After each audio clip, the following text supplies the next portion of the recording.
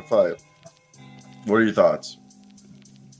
Yeah, it's interesting. I actually watched the Oscars last night, but it's this is like a Knicks reoccurring theme all season is to lose your lead and then lose the game. So I don't know, man. The Lakers were coming off a 3-game winning streak. The Knicks were coming off a 3-game losing streak. And if New York lost this game, that would be really bad. But they're gritty, they're grindy. They've been through a lot, not only this season, but I think for Julius Randle, Jalen Brunson, getting him, it's just alleviated so much. He can just play more freely now. And the next season's been great. It really has.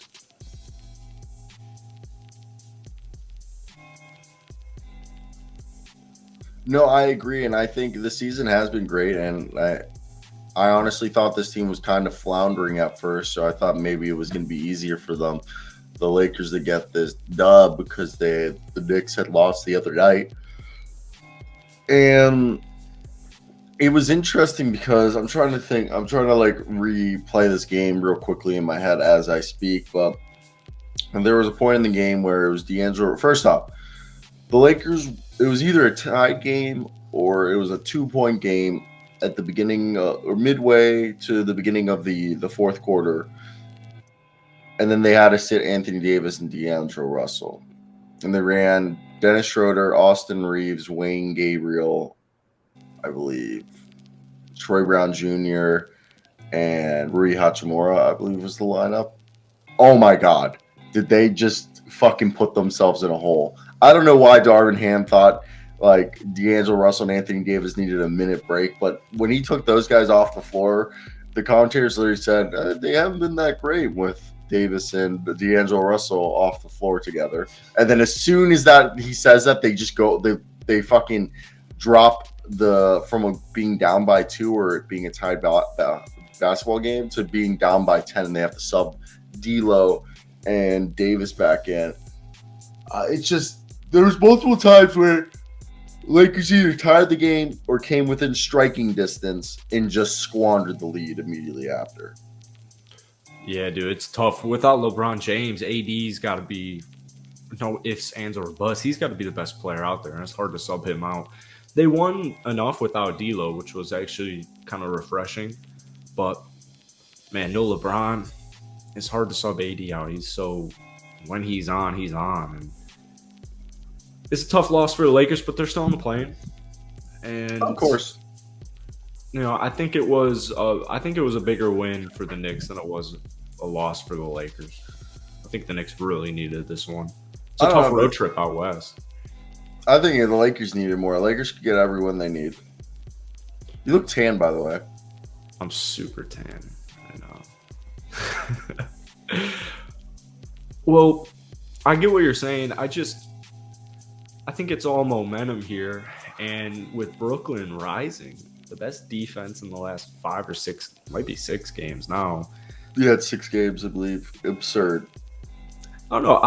I just want LeBron James back. You're right, actually. The Lakers are now out of the playoffs thanks to the Thunder and Jazz win. But I told you, I was like, this was more important for the fucking Lakers than the Knicks. The Knicks are in the playoffs, bro. Yeah, they are in the playoffs. I don't want to play Philly. I don't know about you. I'd rather play Cleveland. Both teams are good. I think no matter how, man, it's so tough because you're like still 2 games back from the 6 seed. The Lakers are the 11th seed and they're 2 games back from getting a 7-game series 100%. No playing. I still feel good, man. Minnesota doesn't look good. Dallas does not look good in any facet. And I'm not worried about Utah or Oklahoma City if I'm the Lakers.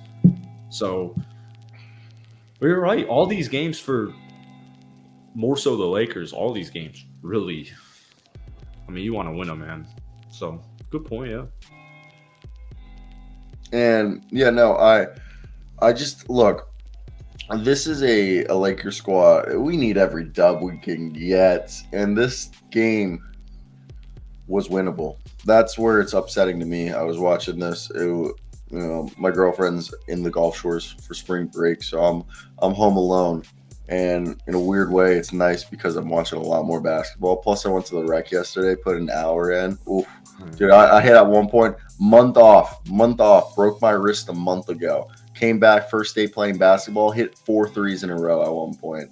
I was feeling myself. I was feeling. Lakers could use you, man. Nah, they couldn't. They couldn't. No, they don't want you. Nah, dude. But I mean, first off, one thing I did notice is how do I put this? There was a shot, Rui Hachimura, I think it was, who took the shot. All right, I want to say it was Rui. There was like 16 seconds left in the shot clock, and this was right after Davis and Russell subbed off. I mean, Rui hit a couple shots later in the game that were good, but there was one. There's sometimes, unless you're like the Golden State Warriors, are one of the best 3-point shooting teams in the league. I don't think you should be taking a 3-point shot above 14 seconds in the shot clock. Which, like, I swear I saw Rui, and I'm forgetting who else I saw do it during the. It might have been Schroeder. And I was like, this is a lot. It's just like that's just not good basketball, especially the last 6 minutes where every possession counts. Yeah. Who kept what go? Who kept what? Also, were you about to talk for AR-15?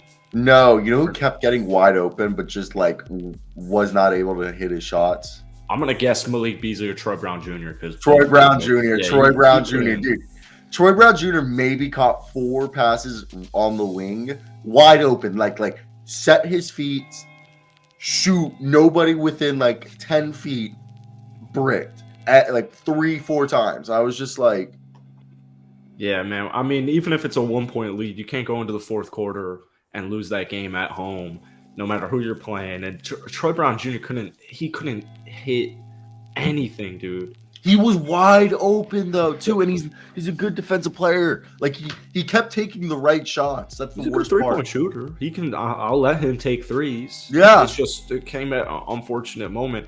I look at this Lakers starting lineup and I think to myself, Troy Brown Jr. 7 threes last night he missed.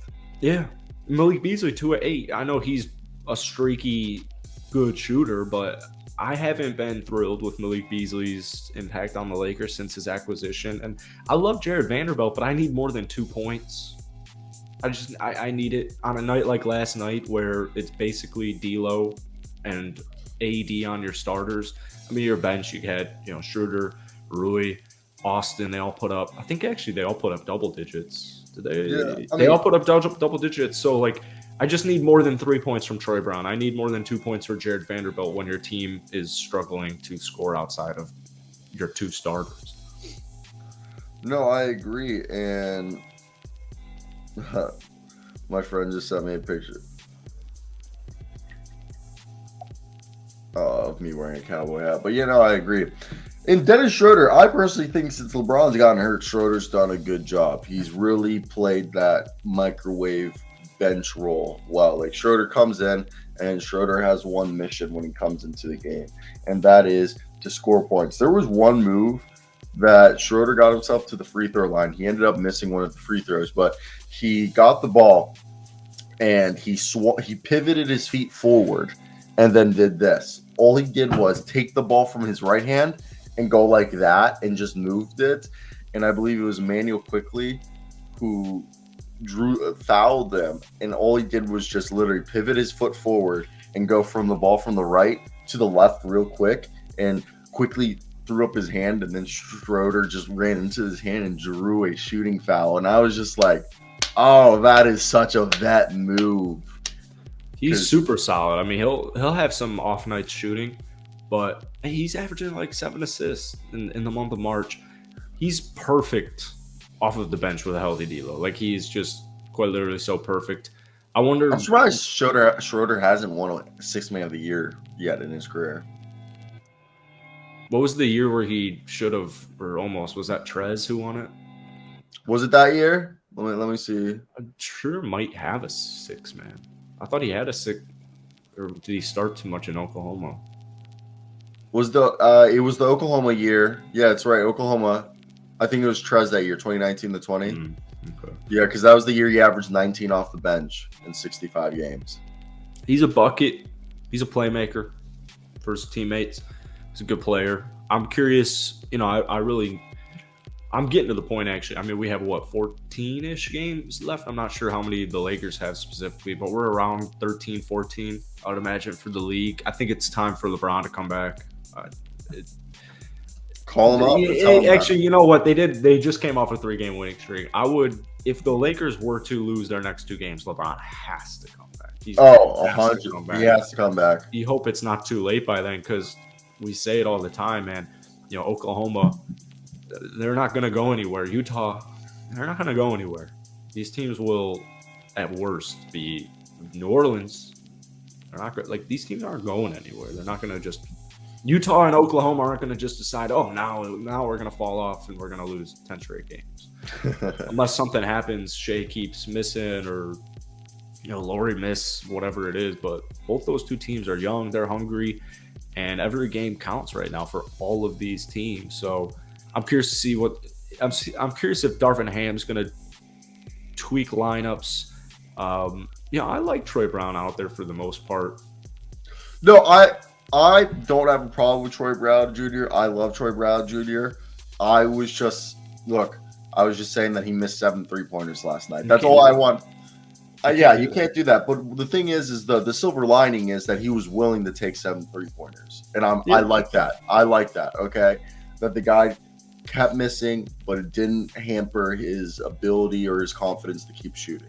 Which I think that's all you can ask for, is that, hey, Troy Brown, do that next game. In the following game, you're gonna hit half of those, or some of those in the next coming games. Just keep that confidence up. We need that floor spacing.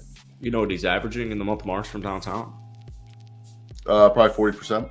42.5. Yeah, so keep going. It was just an off night. Some people have good days, some people have bad days.